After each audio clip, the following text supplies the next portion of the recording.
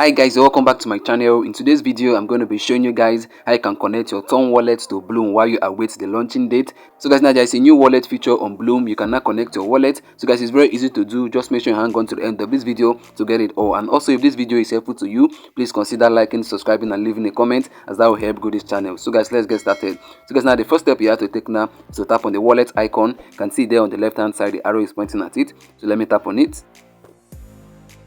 So guys, now you can see what's written here, leveling up. Connect your wallet to access upcoming crypto features. Our team is working hard to bring them to you soon. So guys, what you have to do next is tap on connect wallet. So let me tap on it right away.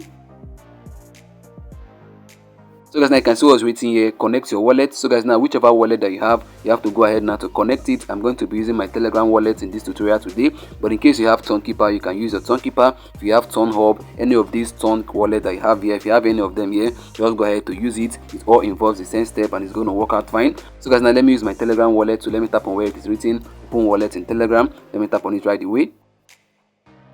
So guys, now you can see Blum wants to connect to Ton Space. So let me give them the permission. Let me tap on connect wallet right away. Let me allow them. So guys, now it's loading.